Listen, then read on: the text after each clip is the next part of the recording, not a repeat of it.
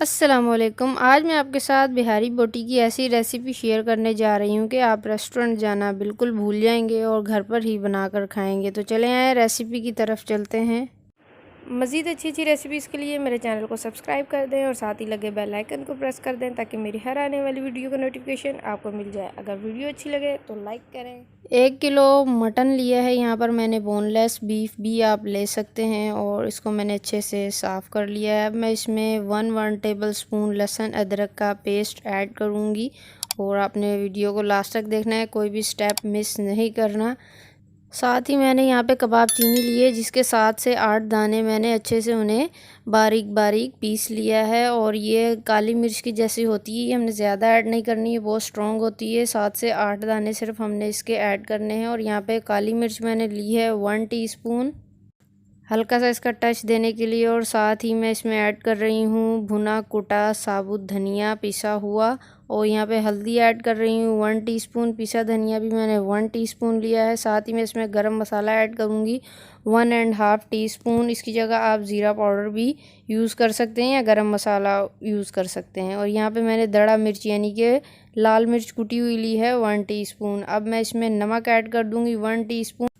नमक आपने अपने टेस्ट के हिसाब से लेना है। और मैं इसमें लाल कश्मीरी मिर्च ऐड कर रही हूँ 1 टीस्पून। ये ऑप्शनल है, मैं इसमें ऐड कर रही हूँ क्योंकि कलर की वजह से, क्योंकि ये स्पाइसी नहीं होती है, जस्ट कलर के लिए यूज़ होती है। साथ ही यहाँ पे मैं 25 ग्राम भुने हुए जो चने होते हैं उनका पाउडर मैंने बना लिया था, और 25 ग्राम मैं वो ऐड कर रही हूँ। और खसखस ऐड कर रही हूँ 20 ग्राम, इसे मैंने अच्छे से कूट लिया था। अब साथ ही मैं इसमें ऐड करूँगी सरसों का ऑयल। इसके बगैर तो बिहारी बोटी नामुमकिन है कि वैसा टेस्ट आए। ये 2 टेबल स्पून है सरसों का ऑयल, लाजमी ऐड करना है। साथ ही मैं 1 कप यहाँ पे दही ऐड कर रही हूँ।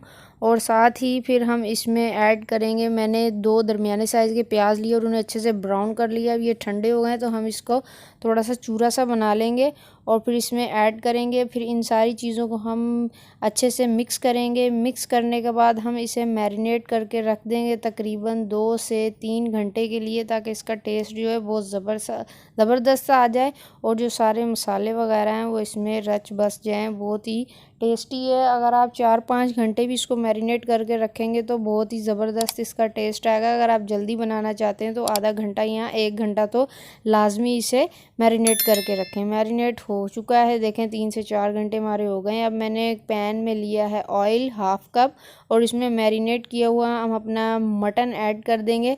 और इसमें जो पीछे मसाला सा बच जाता है बाउल वगैरह में, उसको हमने थोड़ा सा पानी ऐड करके इसमें डाल देना है, वेस्ट नहीं करना। और इसको हमने पहले 5 मिनट तक मीडियम फ्लेम पर अच्छे से भुनाई करनी है। 5 मिनट तक अच्छे से मीडियम फ्लेम पर भुनाई करने के बाद हम इसे कवर करके रख देंगे तकरीबन 40 से 50 मिनट तक, ताकि हमारा जो मटन है वो भी अच्छे से गल जाए। अब मैं साथ ही इसको कवर करके रख रही हूँ और इसमें मैंने 1 लीटर पानी ऐड किया था। ये देखें हमने लो फ्लेम पर 40 से 50 मिनट तक इसे पका लिया और हमारा पानी अच्छे से खुश्क हो चुका है और हमारी ज़बरदस्त सी रेस्टोरेंट स्टाइल जैसी बिहारी बोटी रेडी हो गई है। उम्मीद करती हूँ आज की आपको वीडियो बहुत पसंद आई होगी। अब हम इसको स्मोक दे लेंगे, यानी कि कोयले की धुनी जिसे कहते हैं। अब इसके ऊपर मैंने ऑयल लगाया है 1 चम्मच और इसे कवर करके रख देंगे तकरीबन 10 से 15 मिनट के लिए, ताकि हमारी जो अच्छे से रेडी हो जाए बिहारी बोटी। बहुत ही ज़बरदस्त सी खुशबू आ रही है। आज की रेसिपी आप ज़रूर ट्राई कीजिएगा। अब हम इसे करते हैं डिश आउट। अगर आपको मेरी आज की वीडियो पसंद आई है तो कमेंट करके ज़रूर बताएं और मेरी रेसिपी को ज़रूर फॉलो करें और फ्रेंड फैमिली के साथ शेयर करें। फिर मिलूँगी एक न्यू वीडियो के साथ। दुआओं में याद रखिएगा। अल्लाह हाफिज़।